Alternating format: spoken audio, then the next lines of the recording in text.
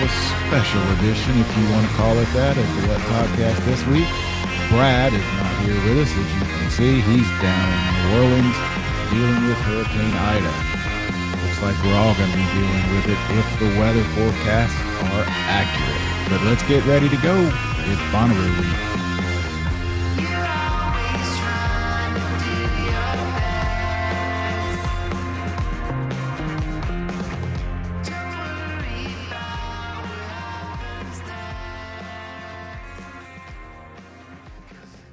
Morning. There he is. Hey.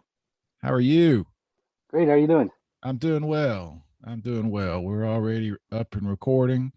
Up You and ready going. for this most unusual of episodes that we've maybe ever done? Yeah, I don't think we've ever done an episode without Brad, have we? I think we did one or two. I know I've done a couple of interviews without him, and he did, the one with Ed O'Brien. Yeah. But certainly not for the reason that we're about to talk about. Here it is, Bonnaroo week, right? Bonnaroo week. Literally in just a few short days, we'll be on the farm. Whether Brad is or not, we won't know. Won't know till probably game day. Yeah, it's weird. We've been, looking forward to this for 2 years, getting back together on the farm. And here within the last week, it seems like everything's up in the air. It's like we're back to we have no idea what's going on. No idea what's going on for a lot of reasons. Yeah. Biggest and the most frightening is Hurricane Ida, which is why Brad is not with us today or this week. For those of you who are expecting, to have his picks, it was supposed to be this week. He was geared up for it, and then starting Friday, he's been in meeting after meeting after meeting about the radio station and the hurricane and the impact it's going to have, and figuring out how he's going to keep the station up and going. So his mind is on other things. Yeah. And as we're recording this right now, it's, Sunday morning. I think last I checked, Ida was scheduled to hit the coast or the Gulf, Right. about lunchtime today? Oh, as it moved up, it was supposed to have been this evening, last is night. it this evening? Well, that was Okay. last night, so I haven't checked in, other than I opened my phone app and saw that giant storm, and he's really concerned for a couple of reasons. One, the right side is what's going to hit where he is, and that's the one apparently with all the tornadoes and the heavy wind and rain and all of that. And secondarily, he's only lived there a year or so, but the people that he knows and trusts who have been through this say this is going to be bad. They're not they're not typically they don't oversell.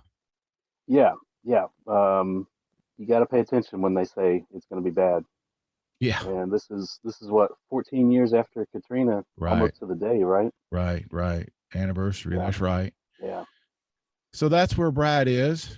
Fortunately, we had an interview with Khruangbin that we did Friday that we were going to do, probably post sometime during the festival. And now it looks like that will be our episode this week. So we've got them coming up here shortly. And that was a lot of fun. We had Laura Lee and DJ. Mark Spear was the third member who was not on the show, but really fascinating. I thought, talking to them. I'm looking forward to seeing that set Friday night on the Witch stage. I think they're a perfect Bonnaroo act. I think we talked about, I talked with Laura Lee about, there are some bands that you hear and you can just picture yourself on the field there in the farm, and I think they're one of them. Yeah, they were not one of my picks, but after listening to that interview and listening to some of their music, I'm thinking I want to check it out now. Yeah, and definitely. I know it's opposite Mastodon, unfortunately. So. Oh no. Yeah, well, maybe you can catch some of it. Maybe I can catch a little bit of it. Yeah, and there's also some news in there from Laura Lee, and it should have been obvious, it should have been evident, and maybe it's not. I don't think it's a hard fast rule. I know it applies to them, but typically at Bonnaroo, we talk a lot about the collaborations and people sitting in, and also the bands that will stay and go hear friends or bands they want to see. And she said they're not even bringing family or guests. It's get off the bus, play, get back on the bus, and leave. Um, Yeah, she made a good point because if they're depending on this next tour, and if any of them get sick or test positive, they've got to scrap the whole thing. So yeah, they have to be very careful, and yeah, that means they can't do any. You always dream about, oh, who are they going to bring up on stage? Are they going to collab with this person or that person? Not this year.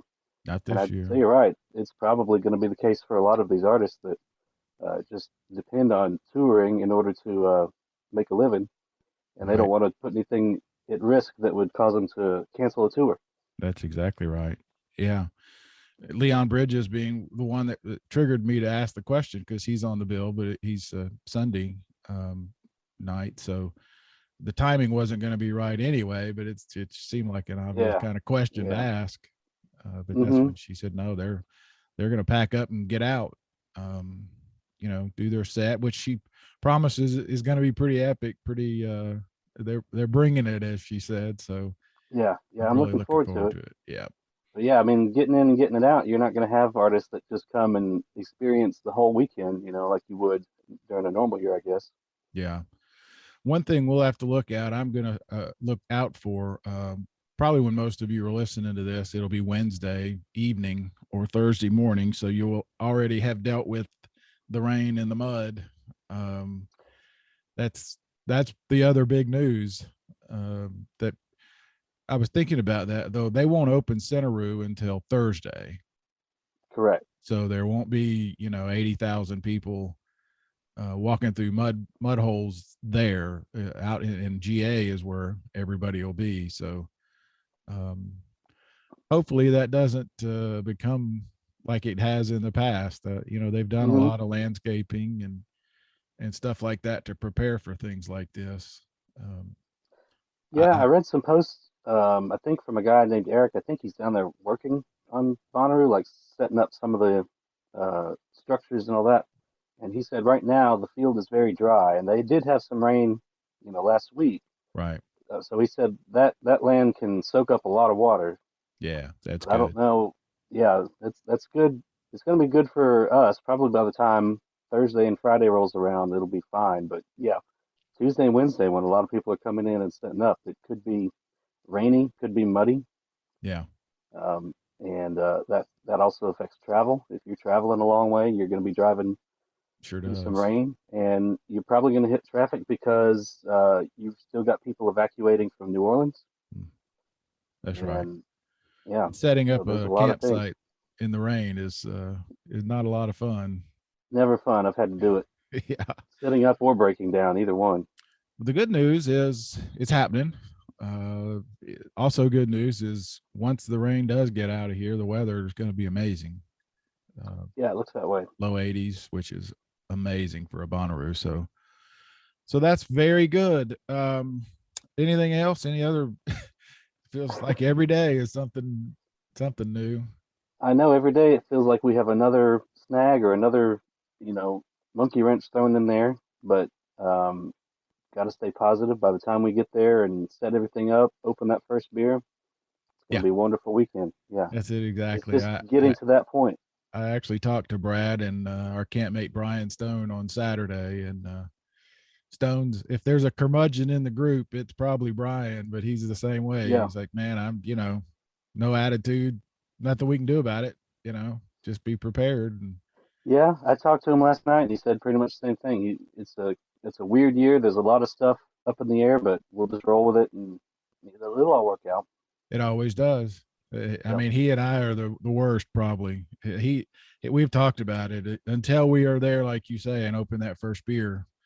We're Hmm. always worried that something's going to happen, and never Yeah. does, and it's always better than we anticipated. So I even Absolutely. spoke to Ken Weinstein Saturday as well, and he's the guy who came up with "Never Not Great," and Hmm. he's never been wrong. So He's never been wrong. Yeah. looking forward to it. All right, well, let's get into our interview with Khruangbin, And I guess we should. Well, we'll do it. Let's listen to that, and then we'll talk about the other thing here in a little bit. Alrighty. There's so many things I want to get to. You guys, and if I jump all over, forgive me. That's just how I operate. I don't know how else to do it, but I have to say, you guys might have one of the coolest Wikipedia pages I've ever read. Oh, I there, haven't checked it out in a while. I hope it's doing us justice. well, I hope so, and that's what I'd love to know. If it's wrong, it sure sounds made up. But how you guys got together and your influences and where you'd go and do and all that is pretty incredible. Thank you. So I guess we'll start there. What's the ride been like? I mean, when you started, did you imagine? Could you imagine? No, I mean, the actual really starting point. I mean, the three of us had burgers every Tuesday for 3 years before we started a band. And it was one fateful Tuesday night that I had already convinced Mark to be in a band with me. And we had dinner with DJ. We're like, hey, Deej, will you be in our band? Pretty hard sell, huh? Yeah, I mean, I remember it like it was yesterday. We were sitting at the bar at Rudyard's, and yeah, the two of them kind of leaned over like this. Like, will you be in our band? I was like, okay, cool. But Yeah. you and Mark knew each other from what, church? Mm-hmm. Yeah, we played at the same church for about 10 years together. That's what I mean. For people who aren't familiar, it sort of starts with church, and then I guess the bar, and then you wanted to do you had Thai funk and Jamaican music, and Lori Lee, you and Mark had an affinity for Afghan music. Is that? I was studying art and architecture from that part of the world at school, and he has this documentary that he loves. I can't remember what it's called right now. Something with silence in it, but it's a documentary about music from there. And when I met Mark, he was watching that. I was friends with his housemate. I went to his house and he was watching that documentary, and it was like so specifically about the same thing I was studying that it was impossible for us not to be immediate friends. But I mean, when we had burgers every Tuesday for those 3 years, I wasn't playing bass that whole time. Like I didn't know music was in my future. And then I think that's probably why I decided to start a band and really go for it, was because I was naive. and I really pushed for it. And it took a while. We started the band in 2010, and we didn't start touring until 2016, end of 2015 maybe. And our first run of shows was in London. And so I can't imagine what it was like for DJ, but it's sort of like to have joined this band, nothing happens for 5 years. And then I'm like, hey, you need to put work on hold for a month, come to the UK. Wow. What was it like, DJ? Terrifying. Which part, the quitting work or the pausing work or the travel, all of it? No, I didn't actually quit. Pausing. I couldn't. Yeah, we couldn't quit our jobs quite yet. But yeah, I mean, I had to find a way to get some money, and we did.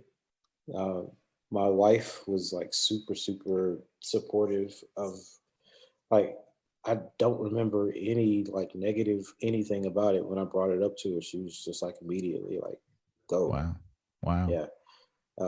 So yeah, it was nothing like I grew up seeing on television, where you gotta, do the thing, and it was nothing like that. She she was super supportive, and we went over, and thankfully it all worked out. Yeah. I was going to say pretty quickly, right? I mean, so 2015, by 2017, you're at Bonnaroo. Yeah. So yeah, I mean, I still feel like it hasn't been a complete like shot up. There has been a nice gradual incline to everything. And I'm grateful for that from an emotional, mental health perspective. But I think at the beginning, that first, run of shows in the UK, so sort of like, even if that was all that it was still worth doing, because it was like, when are you going to have the opportunity again to come play in London? You know, Right. these songs that we wrote in a barn are now making it all the way to the UK. And that felt special enough. And now it's become this whole thing. And there's been so many beautiful adventures and stories along the way. Well, one of them, and I'll go ahead and address it because it's the 5 bazillion pound, elephant in the room, and you're wearing the t-shirt, is the McCartney thing, right? I mean, so you go from 2015 not even playing bass to you're playing for one of the best bass players in the world. That's a pretty good arc.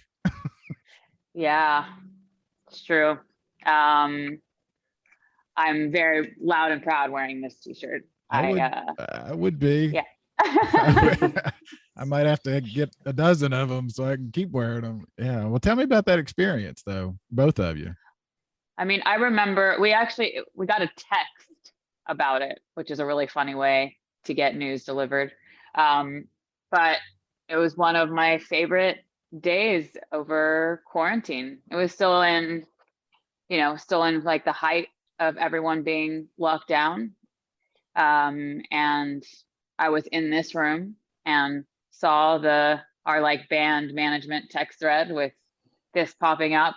And I remember literally rolling on the floor because I didn't know what to do. I was like, what do you do with this? It's, one of the most legendary people ever. And I grew up listening to the Beatles, like they were very, very, very much a part of my childhood. So having that come was crazy. And I got to talk to him on the phone, and he left me a voicemail that I have saved in like 5 different places in my computer and in the air. I get it. Yeah, it was incredible. I get it. I was able to take photographs in the pit for the 2013 show, and it's my screensaver, and it all, for me, it was same with you. I didn't roll around on the floor only because I didn't think of it. How about you, DJ? And it was, go ahead. Sorry. I mean, it's funny. Like I don't really. So in my day-to-day life, I'm kind of really subdued, and I don't really talk about what I do to people that may not know what I do. So I remember this one specific moment, like after the song had come out, I was on a basketball court. We were actually at a church gym, and it's a spot I play at once a week. And one of the guys I play with, he kind of knows what I do, and I think maybe it popped up, online somewhere. And again, we're in a church gym. About to play ball, and he walks up to me like, dude, what the like he's like, you did a song with Paul McCartney. And I was like, yeah. Yeah, it was a really funny moment to like hear like a super loud blast of profanity at a church gym over that. But yeah, I mean, it was super special. Like I know my mom gets a kick out of it. My mom and my aunt, they're really big Khruangbin fans. And like anytime something like that happens, they're completely over the moon about it. And it still kind of pinching ourselves about it. I'm gonna say I think I was gonna say it's also like it was a real quarantine miracle for us. It was a COVID year miracle because it was the first thing that got us back in the studio, was that working on that song. But also we probably wouldn't have been able to do it had we not had the year that we had, because we would have been on the road and we probably wouldn't have had time to figure that out. So I'm so happy that was a really beautiful silver lining. Yeah. I wonder if that's not true for the album in general. A lot of folks that, timing worked out. But I was also going to say, DJ, I think even the Lord would probably forgive that outburst.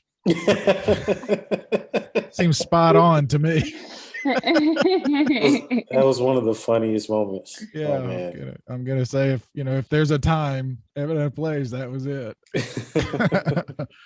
um, but you guys do a lot of collaborations. I mean, that one stands out to me, obviously, and obviously to you guys. But I mean, how do you do a lot of them? And they're the Leon Bridges one I love.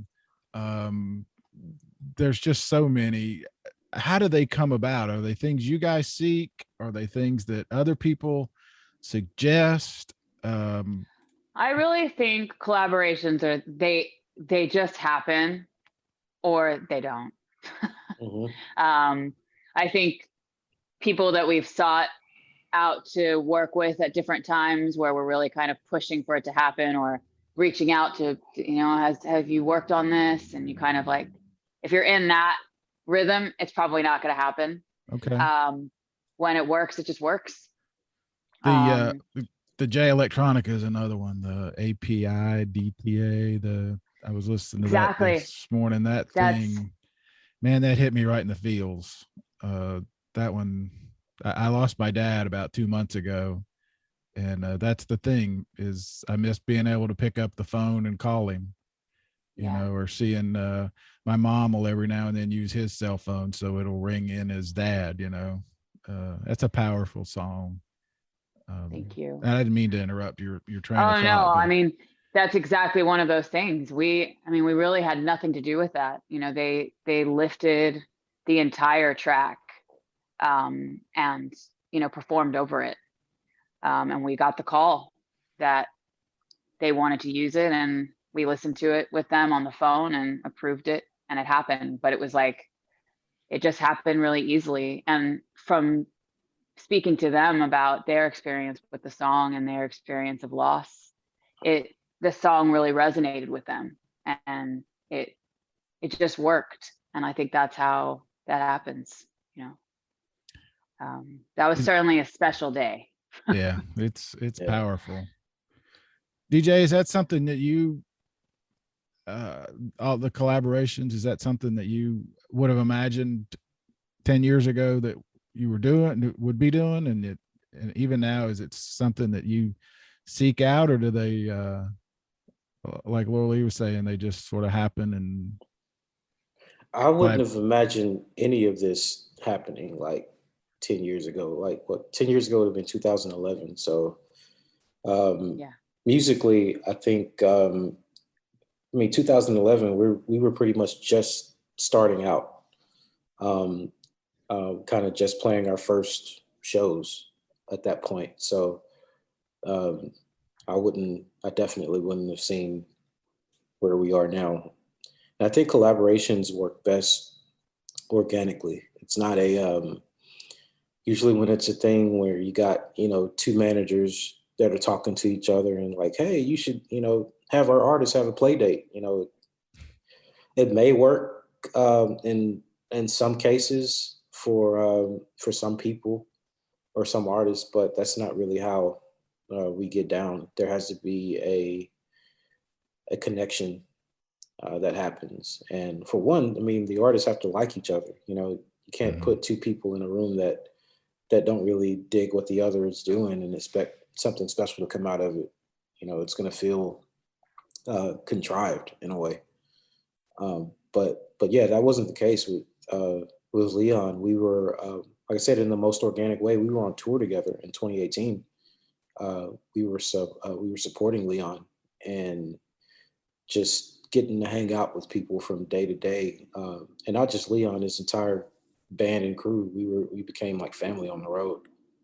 And when you tour with someone like that and it's really special, you kind of want to hold on to it. Like anytime we see that entire crew, it's like a family reunion. We just ran into them recently in Iowa when they were just getting started back up. We played the same festival, and yeah, it was just like a family reunion, seeing everybody again. And but yeah, in the most organic way.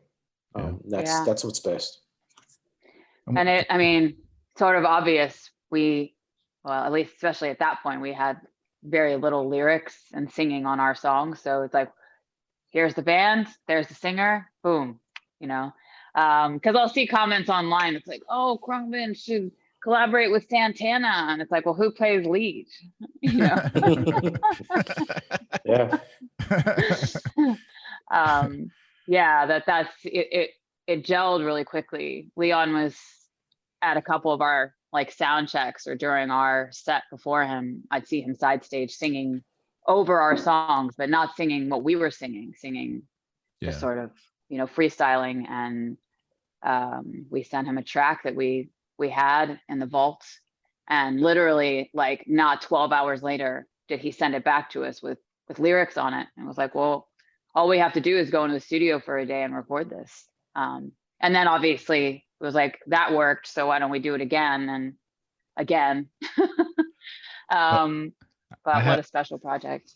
I have to ask, you don't have to answer, but he's on the bill. Any chance you guys work to sing to get together? Like 2 days apart. Yeah. It's yeah, unfortunately. Yeah, I know sometimes folks will stick around to see things, but you guys are busy. So yeah, we're also having to operate a little bit differently. I was actually planning to stay for the whole festival, but I have had to pull out because we have to make sure that we don't get sick. I mean, we're all vaccinated, but you can still carry. And the second one of us is positive, we have to cancel our tour. So we're having to take more serious precaution than, you know, we thought we would. Well, let me ask about that, if you don't mind, just because I do wonder, and I want to, like I said, we're going to bounce around, but how is this different? You were there in 2017, and I want to get to the stage part of it next. But as far as just like some of this protocol stuff, is it just you're on the bus till it's your turn to play, and then you're back on the bus and you got to leave? Is it that tight type of thing? Yep. Wow. It is indeed. Keeping it really tight. Wow. Yeah. It's in no family, no guests, that's no fun, but different, you know, it's going to be restrictive.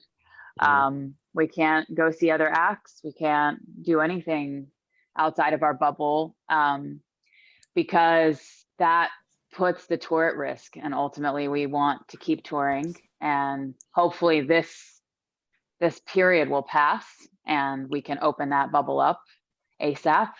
Yeah. But we want to play the shows, and this kind of ensures the best possible chance that we can finish our tour. That's a great point, though, because I know on our show we talk a lot about in the past the collaborations is a big part of Bonnaroo, and I guess it makes perfect sense, but it didn't click till just now. There won't be, kind of hard to do that. Yeah. Everybody has different boundaries, and you know, but also everybody has a different tour schedule, and we have quite some pretty important shows coming up. You know, obviously Bonnaroo at the top of that list. So we want to make sure we do everything to keep them. One of the other things that we talk about a lot on this show is there are certain bands, certain sounds that you hear that immediately can take you mentally to a field in Manchester, Tennessee, listening to this particular type of music. And you guys are one of those. One of my favorites is My Morning Jacket. I mean, I just think that's a perfect, you know, festival outdoor field kind of thing. And every time I hear it, I can see myself. You guys played this tent in 2017. I think you were bottom line. Now you're second line, and you're on the Witch stage, which is my favorite stage, really. Thank you. We talked about already sort of, you know, 2015, you were not doing anything, and you now played, you know, recorded a McCartney song. What's that transition like to go from this stage in 2017, you know, bottom line, to second from the top now, and you're going to play the Witch stage? I will say we have played the festival circuit, you know, since 2016. So we have felt the gradual incline in the stages. So luckily it hasn't been going literally from this stage to which stage. But it is crazy to see our name so high up on the bill. You know, it's a particular feeling I don't know how to explain. But I remember that show. I remember I forgot how to play our most popular song in that set, and it was a really sweet moment because I had to figure it out, and everybody was patient with me while we restarted the song. And which is one of those moments, those great moments where it's like a mistake or something that you wouldn't want to happen actually makes the show more memorable. But yeah, I'm excited to come back. Having been so long, it's one of the great festivals in the States, and I think what I really appreciate about Bonnaroo is like the spirit and the energy of everybody that goes there, but also the fact that there's so much live music that happens at Bonnaroo, and that is the thing where a lot of the shows we're playing right now, not in a bad way, but we're kind of the minority and being a live band sometimes. So it's good to be at a live music festival. I'm trying to picture that moment where you forgot the song. How did that? I mean, I don't mean to belabor it, but it's an interesting story. How did it? I mean, how far in were you, and you just? Oh, it's the very beginning of the song. It was like my brain farted, probably from nerves, and yeah, I was like, wait a second, and then I relearned it, and everybody cheered. You know. That's pretty funny. That's pretty cool. Do you guys, when you create a song, do you think about things like how it will sound in a field in Manchester or a venue at all? I know you record in a barn, right? We do. Which I'm sure has its own vibe and sound and everything. We do now. We do think about it now. I think it's impossible not to be influenced by the road, and thinking about how songs translate. But it's certainly not, we don't approach the song how we will approach it live. We approach it for the record, and then we adapt it to a live setting when it comes time. I lost my train of thought there first. I just had one of your I need to relearn what I'm doing here. You were talking earlier about the songs and them working with other artists. How do you? What's the process for you guys when you go in? Do you rehearse a lot of things while you're on the road, write songs, and then they're ready to go when you go into the studio space, or do you go in wide open and see where it goes? Yeah, we do a lot of pre-production before we go into the barn. So we'll pass around ideas, and Mark kind of puts them together in Ableton and kind of fleshes out a roadmap, so to speak. And then we learn that, and we go into the barn and record that live, basically, the three of us. And it's funny, just piggybacking on your last point of how, thinking about how things sound at festivals. When we recorded Mordecai, I believe that session happened over a 2-week period, and it was kind of sandwiched in between touring, because I believe we literally played Coachella, and then we left Coachella. We went into the barn to finish recording, and then we went back and played the second weekend at Coachella. I believe that's how it went in my head. I mean, it's such a blur because it all kind of ran together. But definitely, I mean, when you're recording basically in the middle of a tour, it definitely influences the sound. But yes, we try to have it pre-produced before we go in. And then we play it together, play a few takes, and usually around the second or third take is the one we're holding on to. With the exception of one song, which we played literally 80 times because it never felt right. And we never got the take. We never, but we figured it. I mean, we got the take. We just didn't feel like we got the take. Yeah. Yeah. But I mean, it's like we come in with ideas. I would say there's very little fully realized. The fully realization part comes when we're together.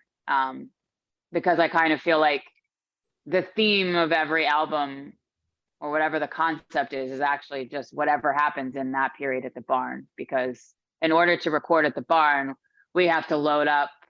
I mean, I think for Mordecai, we had 4 U-Hauls, 3 or 4 U-Hauls worth of stuff. I think every recording session we've added a U-Haul of what we bring out there, because our engineer has to load up all of his gear and go out to the barn, set it up. So there's usually like at least 2 days of setup time.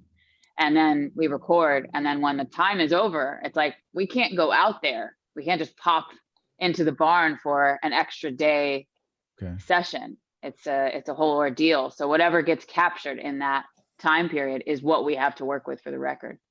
Yeah. And it doesn't always feel like we have what we need when, by the time the session's over, by the time we're leaving, because that's actually what happened with Mordecai. We didn't think we had enough to work with.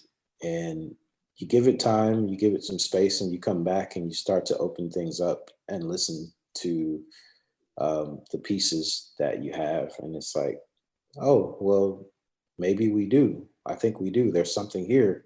We just have to, kind of find it and piece it together. Yeah. I remember one of those tracks you found late in the game. I think we probably had 14 tracks that we recorded. We knew we were going to pick 10 because so far all of our albums have had 10 songs. And one of the 10 wasn't working. And DJ was like, hey, let's pull up, Spain. It was called Spain. Yeah. It's now not called Spain, but nothing to do with the actual song Chicoria, Spain. It was called Spain because it was an idea that we fleshed out. We were in a sound check in Spain. And we were playing this groove, and I took my phone out of my pocket, sat it on the floor tom, like I often do when we're just kind of playing around at sound check, and I recorded it. And I was like, this is really cool. We should come back and, revisit this later. So we did. And that was one of the ideas we recorded in the barn. But we didn't really feel like it worked out at the time. I think we were kind of just in our heads a little bit, because it always takes a step back for us to, when we're in it, we can't really see it or feel it. But when you take a step back and you kind of recontextualize it and think of it in a different way, it changes. Ironically, the song that we had Spain as the working title for was an Ethiopian groove. And I think the reason that it wasn't going to make the record was because it sounded too Ethiopian, and it didn't sound like there wasn't a twist sonically. And it became Connaissez de Face on Mordecai, which is, we sing in French, and Mark and I have this sort of spoken word conversation back and forth on top of it, which created like a French cinematic feeling over it. And then that blend of influence felt like it created something new and nothing too on the nose. 2 things, and I want to go back just a little bit. You mentioned theme, and I asked this of a lot of artists. Do you go in with the theme, or do you at the end, when you have 10 or 15 songs, realize, oh, these are connected in this way or that way, and there's the theme? Or does it even matter? Okay. Yeah, 100%. I think I have tried because I'm like an artist in general. I like play with different forms of art, that I will try to put a theme together, and it never really works. But B, I think that it's right for the music to come first. It's like the music comes first, and you let the music do what it wants to do and unfold the way it wants to. And then there are themes, you'll see them. Right. And you don't actually have to force them onto the song. Right. And then if you've got 8 and you're looking for 9 and 10, 9 and Yeah. 10, you'll find the ones that fit. Along Exactly. those lines, and I think I know the answer, but kind of going back to the Wikipedia page, you guys, and you mentioned Ethiopia and Spain, and I mentioned Jamaica and Thai, and I mean, and you mentioned 5 U-Hauls. And this is another thing that's always fascinated me with creatives is, I mean, how do you not get brain locked? I mean, especially with a group like yours, that embraces so many influences. It would seem you could go into it and just want to throw too many things, too many spices into the food. You know what I mean? Sometimes it just a couple of spices makes it perfect. I think that's the beauty of the three of us. We all have different roles that we play, and we curate each other.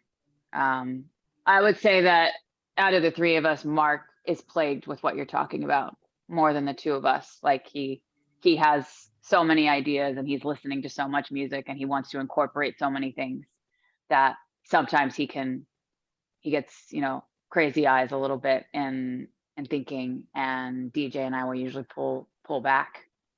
Because sometimes it doesn't, simplicity seems to be the thing that really sings when it can.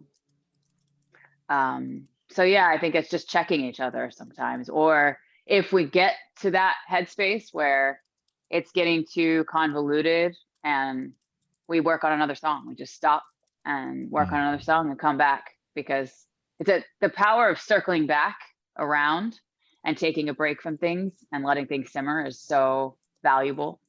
I find it in so many aspects of my life. I do the New York Times crossword every day, and it's amazing. If I get stuck, I just leave it for 30 minutes and come back, and boom.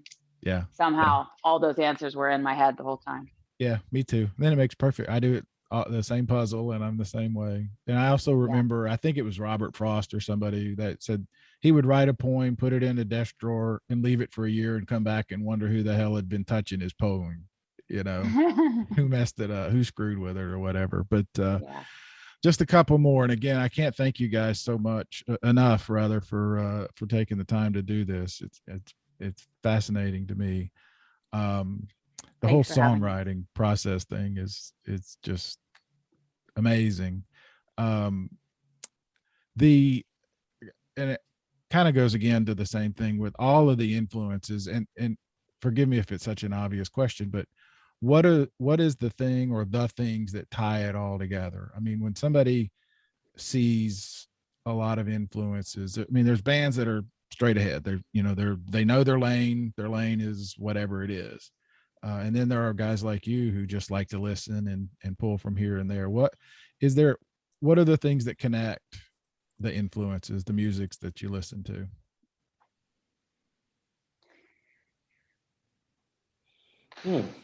It's a good question.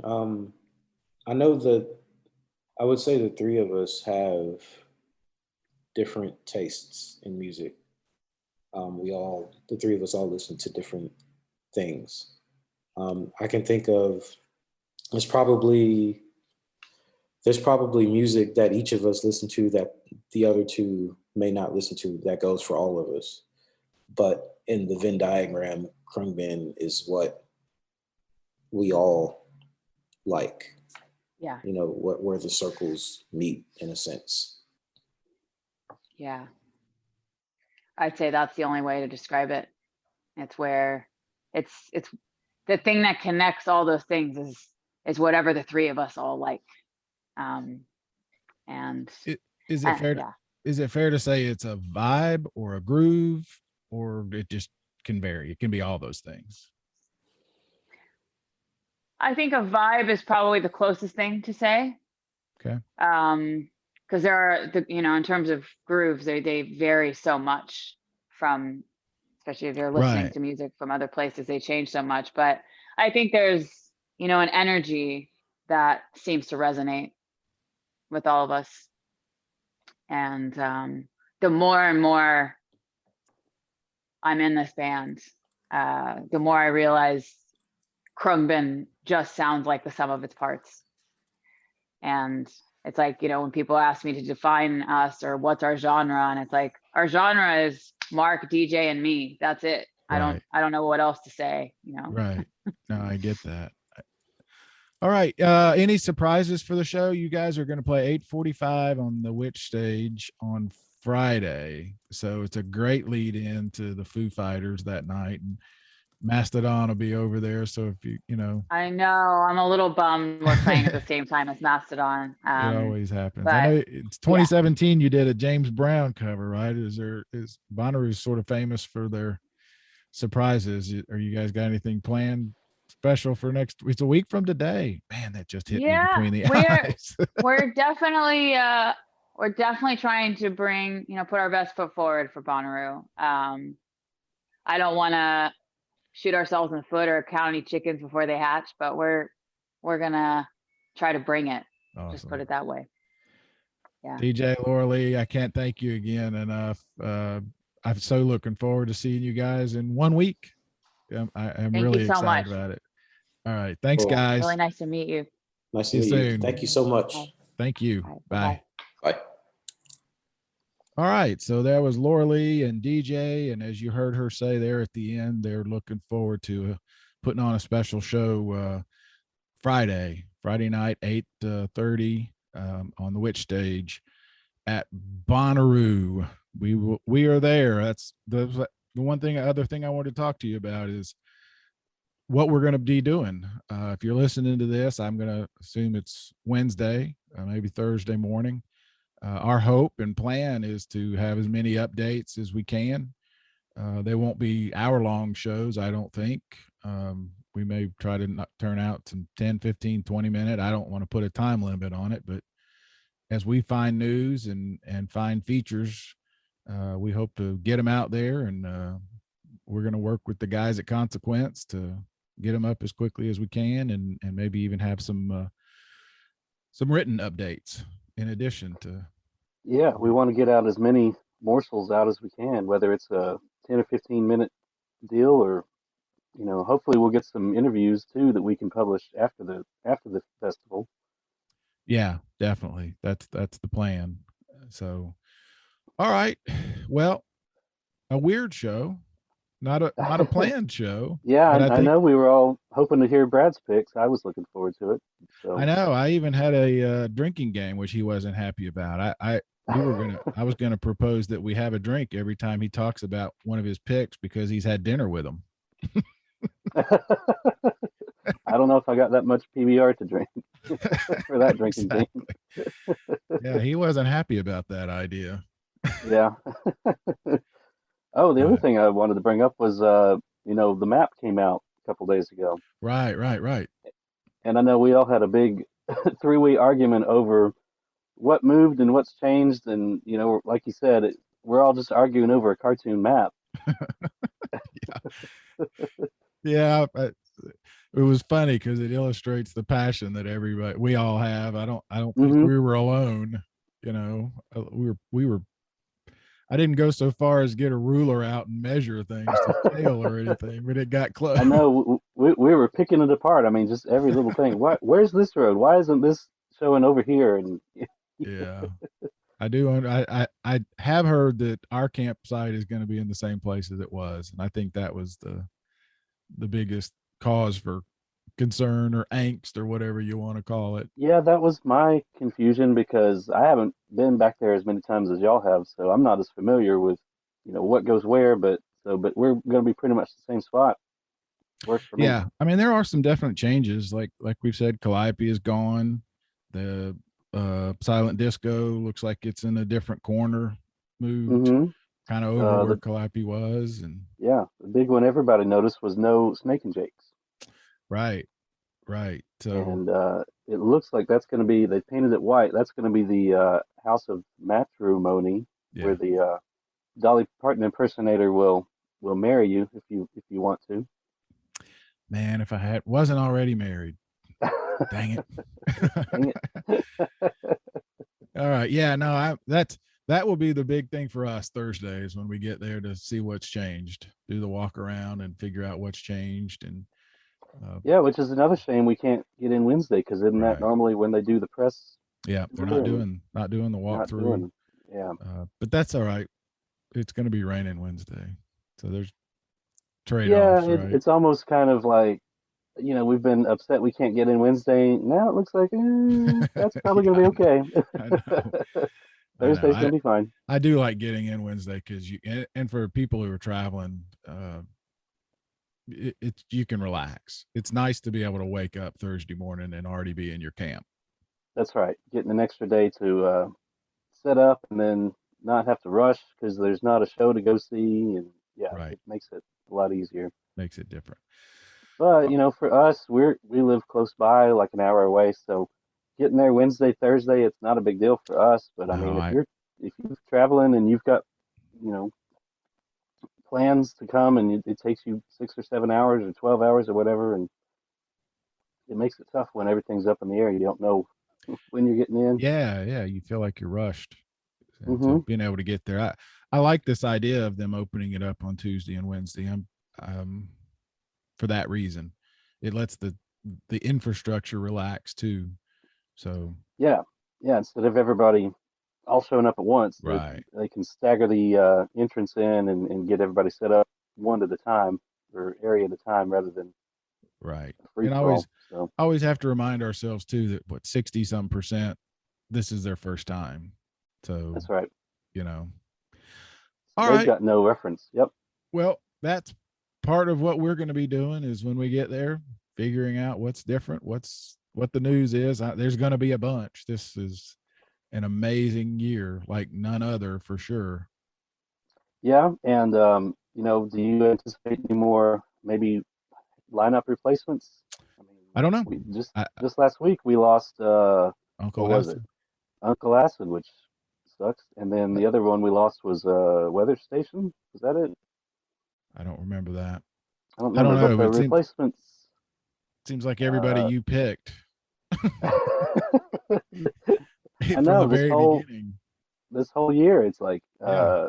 it's Deftones. been it's yeah, So, we've lost a lot. but So we'll see. radiate positivity, right? That's right. It's gonna work out. All right. All right, Russ. I'll see you in about 4 days. Yeah. I know we'll I talk before can't then, but believe. Yeah, we'll talk before then, but it's gonna be real close. all right, man. Have a great day. Everybody be All right, you too. careful, and we'll see you on the farm. See ya.